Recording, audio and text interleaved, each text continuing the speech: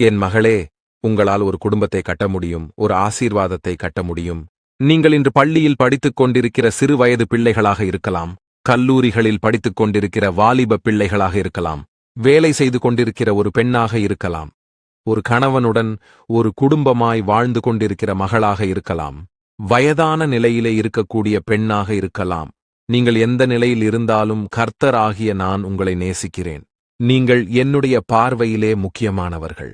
என் மகளாகிய நீங்கள் என்னால் புகழக்கூடிய ஒரு வாழ்க்கையை வாழ வேண்டும். மனிதர்களுடைய புகழ்ச்சியை நீங்கள் எதிர்பார்க்காமல் தேவனுடைய புகழ்ச்சியை எதிர்பாருங்கள். கர்த்தராகிய நான் உங்களை பார்த்து புகழ வேண்டும். நீ ஒரு புத்திசாலியான ஸ்திரீ, நீ குணசாலியான ஸ்திரீ என்று நான் உங்களை புகழ வேண்டும். அதற்கு நீங்கள் என்ன செய்ய வேண்டும் என்று தெரியுமா?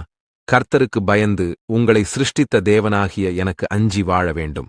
உங்களுக்கு தேவ பக்தி மட்டும் இருந்தால் போதாது, உங்களுக்கு தேவ பயம் இருக்க வேண்டும்.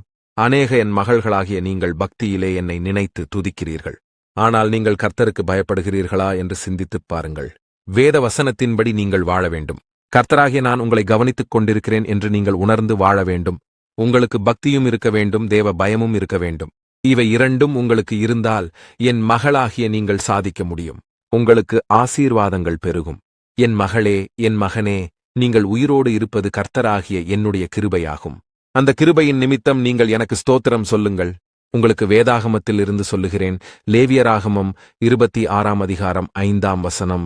நீங்கள் உங்கள் அப்பத்தை திருப்தியாக சாப்பிட்டு உங்கள் தேசத்தில் சுகமாய் குடியிருப்பீர்கள் என்று எழுதியிருக்கபடியாக நான் உங்களுக்கு வாக்கு கொடுக்கிறேன்.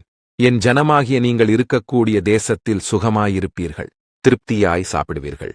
என் ஜனமாகிய உங்களுக்கு ஒரு நன்மையும் குறைவுபடாது. நான் உங்களை சுகமாய் குடியிருக்க பண்ணி உங்களை ஆசீர்வதிக்கிற தேவன். நான் உங்களுடனே இருப்பதனால் நீங்கள் சுகமாயிருப்பீர்கள்.